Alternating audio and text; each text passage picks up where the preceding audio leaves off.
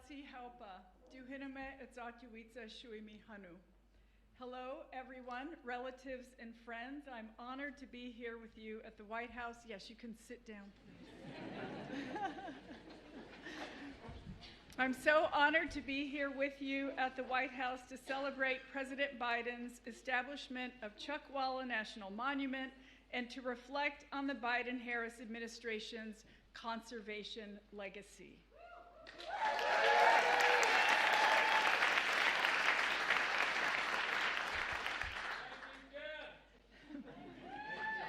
You're very welcome.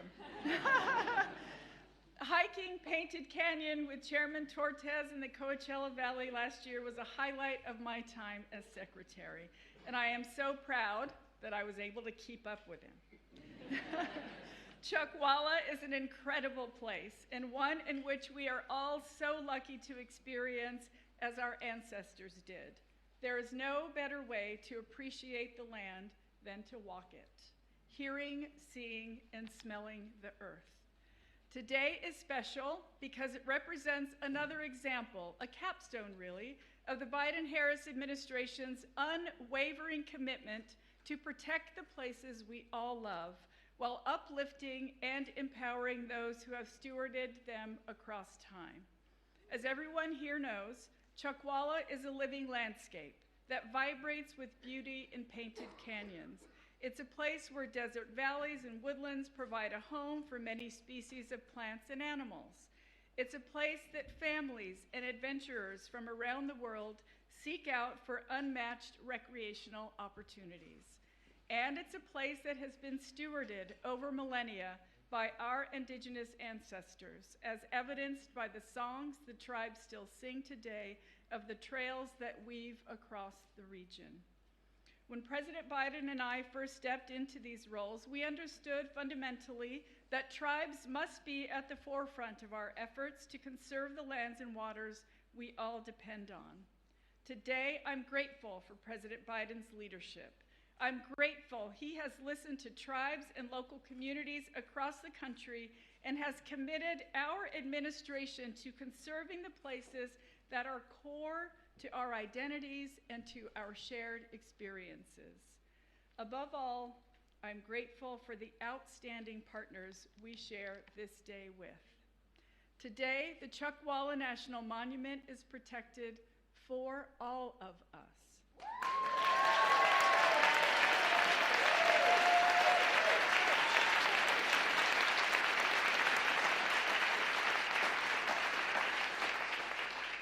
So much of what we do is for our young people, for the next generations who are already inheriting this work and who will carry it forward with grace, expertise, and resilience. They are the ones who are putting so many of our investments made possible by President Biden to good use. And it has been my honor to work alongside them in our shared mission for a better future. Our next speaker is one of those young people. Everyone, please welcome from California, Ryan Reyes.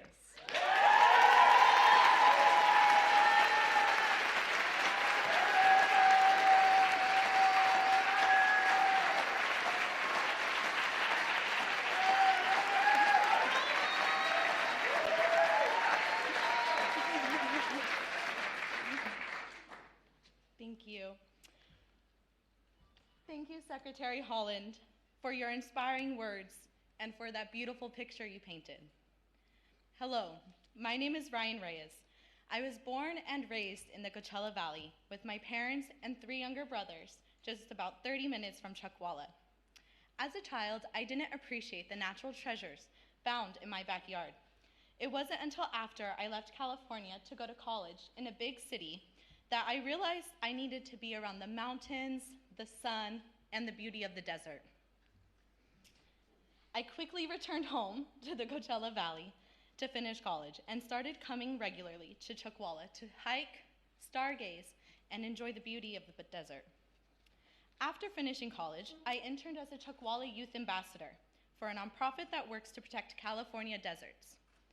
Then I joined the team at the National Audubon Society, a conservation nonprofit that works to protect birds and their habitats. It's been an empowering journey to learn how to advocate for these irreplaceable and incredible places we all need. And I plan to devote my career to environmental policy to protect these precious lands, waters, and animals. I realize how lucky I am to live in that magical place and how transformative it can be for our physical and our mental well-being. I want everyone to experience the magic of Chuckwalla. That's why designating Chuckwalla as a national monument represents more than just protecting land. It's an investment in our community's future, so families can enjoy the natural beauty around us, scientists can explore its mysteries, and we can honor the cultural and historical landscape, or significance it holds for so many. I want to thank Congressman Ruiz, Senator Padilla, and our partners with the Protect California Deserts Coalition, and everyone else who helped make today happen. And of course, our deepest thanks to President Biden. As a young person who feels the weight of the climate crisis, it means everything to know that we have a president who recognizes the importance of protecting these lands and waters for future generations. A champion who has never stopped fighting for us and our planet. A leader who has shown the world what bold climate leadership looks like. It's now my greatest honor to introduce him, ladies and gentlemen, the President of the United States, Joe Biden.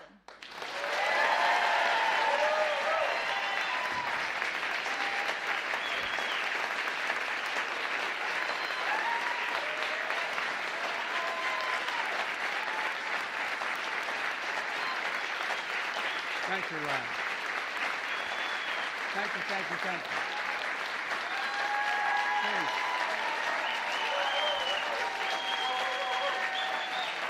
I'm going home now. Thank you, thank you, thank you. Please. Please sit down. Ryan, thank you for the introduction. Your commitment to conservation gives me so much optimism for the future. I mean that sincerely. Before I go much further, I want to explain to you why we have these screens up here. I was hoping we were going to do this in place, so the American people that's being covered by the media would see what we're talking about, feel it, sort of taste it. This is as close as we can get. I'm going to, as I speak, hopefully they're going to bring up the areas I'm talking about so people get some sense of what we're talking about. But I want to make a special thanks to Secretary Deb Haaland, whose incredible leadership these past 4 years has scared the hell out of me.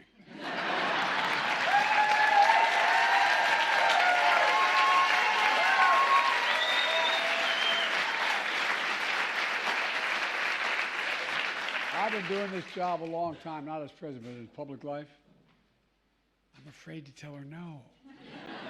She doesn't take no for an answer on anything. I promise you, she has a list. Still, you've done a hell of a job. I'm so proud to have nominated you for that, and thank you for the job you've done. As you all know, I was in California last week where the event was supposed to be held, but we had to postpone it because of the fires in Los Angeles. Among the worst wildfires in California history. It's devastating. For Kamala and for so many of you, it's home. She and I and our entire administration have been working closely with Governor Newsom, Senator Padilla, Senator Schiff, the entire congressional delegation, to make sure California has every possible resource to fight these fires and help the survivors.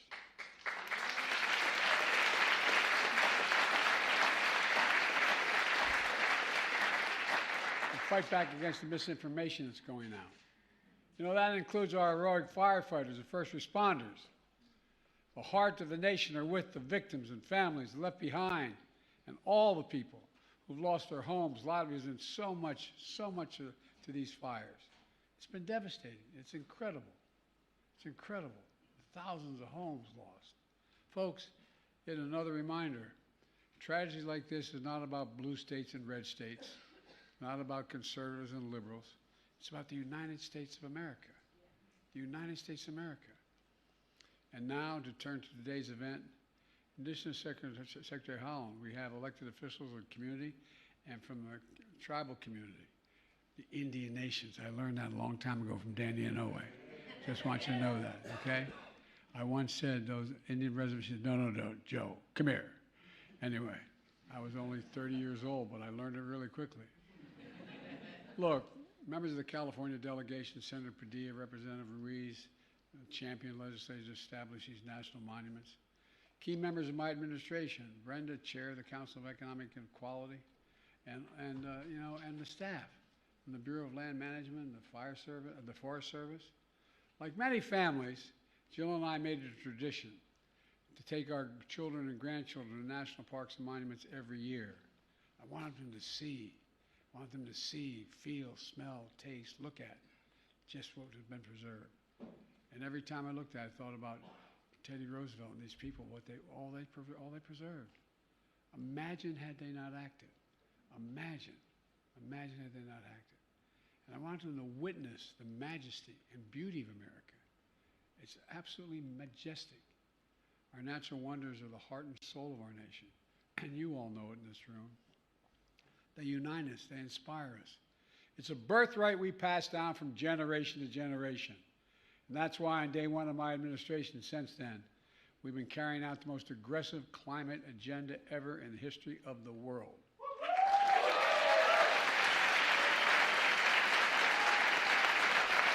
I mean it.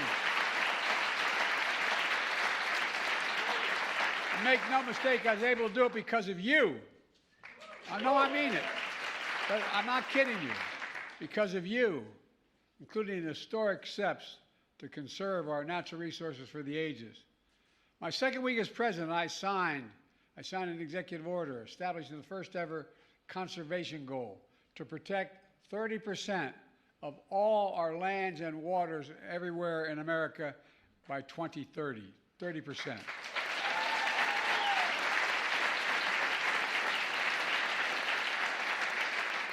I call this national campaign America the Beautiful.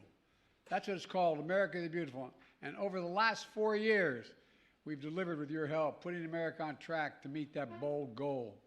Restoring and creating new national monuments, conserving hundreds of millions of acres of lands and waters all across the America. From New England to Minnesota, Texas to Colorado, Arizona to Alaska.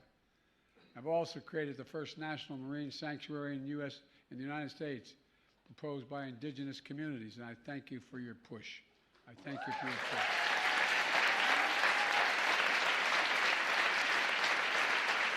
It stretches 116 miles along the California coast, 116 miles to protect the natural and cultural resources while also supporting our progress on offshore wind, I might add. And today, I'm proud to use my authority under the Antiquities Act to designate 2 more national monuments in California. First, Chuckwalla National Monument.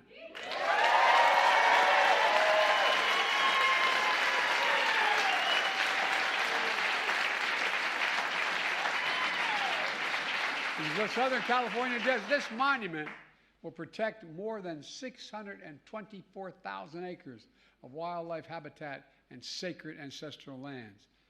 Ladies and gentlemen, together, prior designations, we're going to create a contiguous corridor along the Colorado River of nearly 18 million acres of protected land, the largest in the lower 48 states. And the area...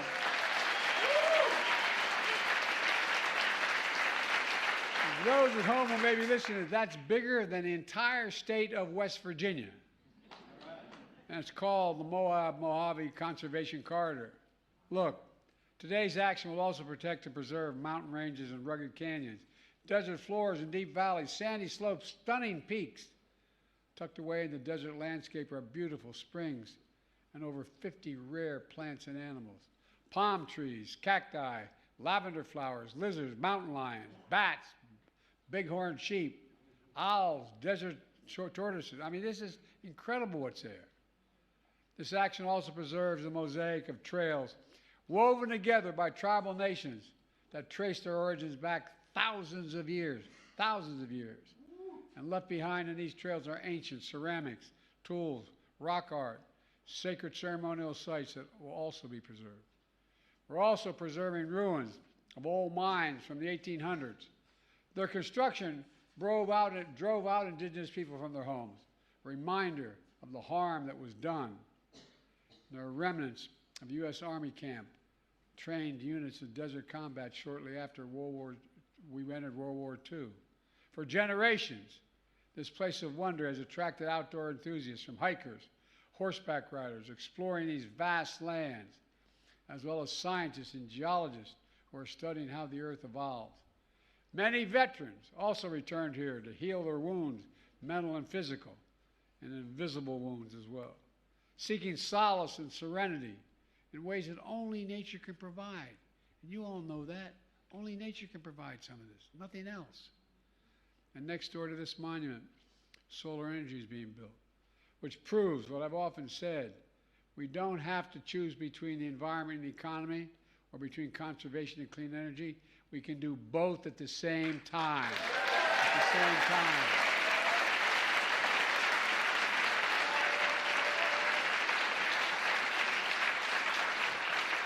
This monument offers a perfect roadmap for how to strike that balance. It's a key element of our climate agenda. It includes the most significant climate law ever in the history of the world. That's not hyperbole, that's a fact. The law that's positioned us to cut carbon emissions in half by 2030. That's generated $300 billion so far in new private sector clean energy investment. $300 billion. And that's creating hundreds of thousands of jobs and unleashing manufacturing boom all across America. You know, and this matters a great deal. Second, the second national monument I'm designating today is this is important. I mispronounced it the first time. Sattitla Highlands in Northern California.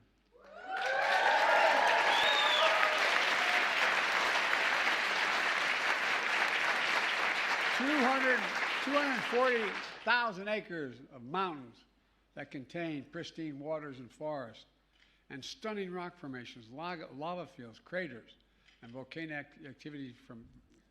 activity centuries ago.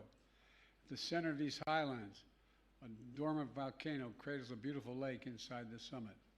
The highlands are home for countless plants, animals, including fox, frogs, bald eagles, bumblebees. The night skies there are darkest in America, and distant galaxies and stars are extra visible. It's incredible. In the 1960s, these lava formations were used by NASA to train astronauts on Apollo missions how to observe and take samples from the moon. And ever since, this landscape support California's outdoor recreation economy, from biking, hunting, fishing, canoeing, and so much more. This area is also sacred to many tribal nations, who were violently forced to leave their homes. You know, they held ancient ceremonies here. They found sources of reverence and healing here. And they're preserving lands fundamental to who they are and their way of life. Folks, it's important. Today's monument announcements build on another conservation action I took. Last week, I signed 2 directives to protect the entire East Coast, West Coast, and Florida coast and Eastern Gulf, and parts of the Alaskan coast from offshore drilling for natural gas.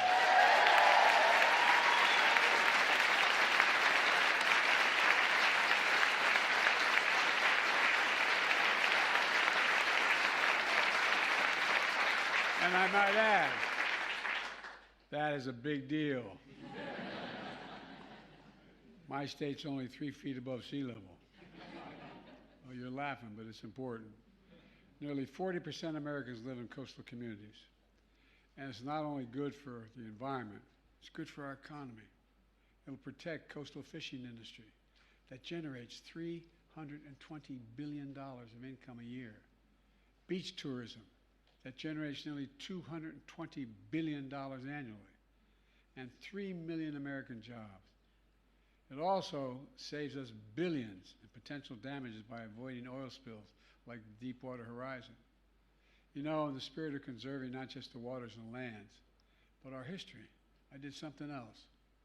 I became the first American president to formally recognize a group of mostly native Hawaiians. They lived for years in uninhabited Pacific Islands in the run-up to World War II to claim them for the United States. As a nation, we honor their service sacrifice as patriots of our country and stewards of the land. We owe them. Let me close with this. As president, I've had the privilege of bestowing our nation's highest honors on the world's preeminent environmental leaders. 2 weeks ago, I bestowed the Presidential Medal of Freedom on Jane Goodell. Well, guess what? She has memorialized a global movement to protect the planet. She's done an incredible job. In October, I bestowed the National Medal of the Arts on Clyde Butcher, who grew up in California and became America's most acclaimed landscape photographer today. Clyde once said, quote, wilderness is a spiritual necessity. I'd add that our wilderness is a national necessity. Over the past 4 years, I'm proud to have kept my commitment to protect more land and water than any president in American history. More than 670 million acres, bigger than the size of Texas and Alaska combined.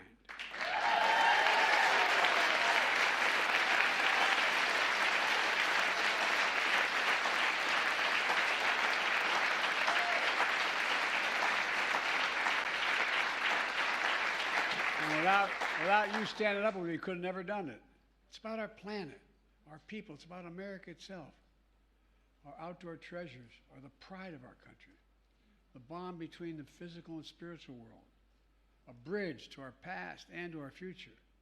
Conserving them not only protects the livelihoods of people who depend on them, it preserves a key piece of our history and the full American story.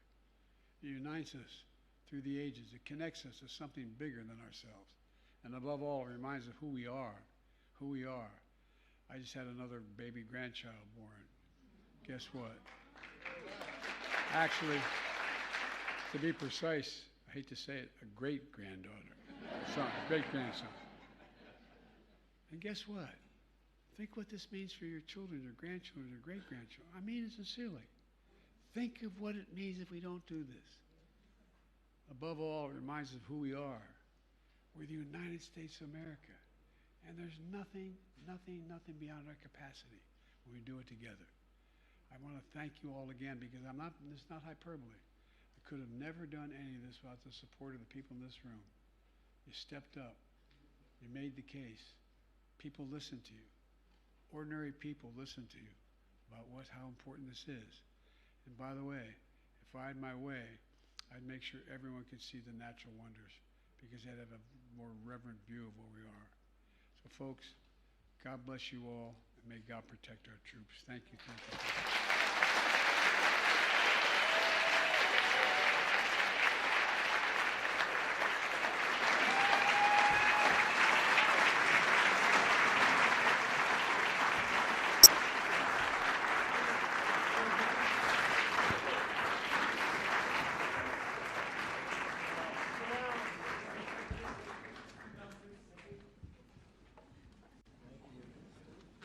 The first bill I'm signing is the establishment of the California Chuckwalla National Monument.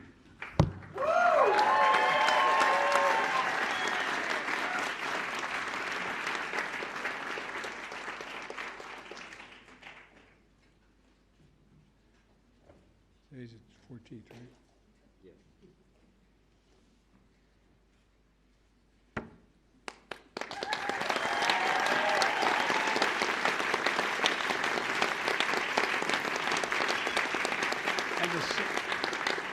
The signing pen goes to the secretary because I'm afraid not to give it to her.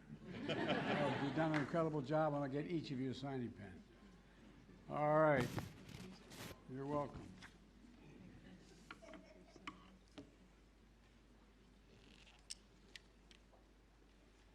The second I'm signing is the establishment of the Highlands National Monument.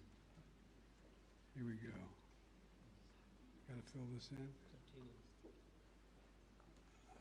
I know, Santina, I'm trying, the day of, in this hand, you'll fill in the dates here, guys? All right. The 14th, sir. No, I know that, but I don't want to. Thank you. Thank you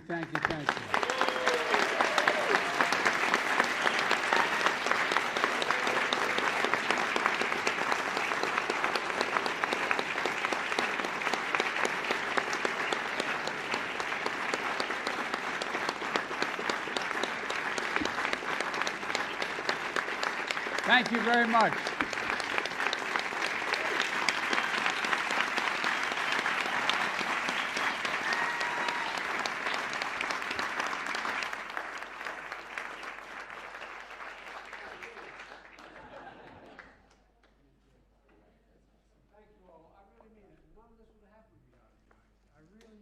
genuinely mean it. This was a national movement you generated. So thank you. Thank you, Mr. President. Distinguished guests, please remain in your seat as the President departs.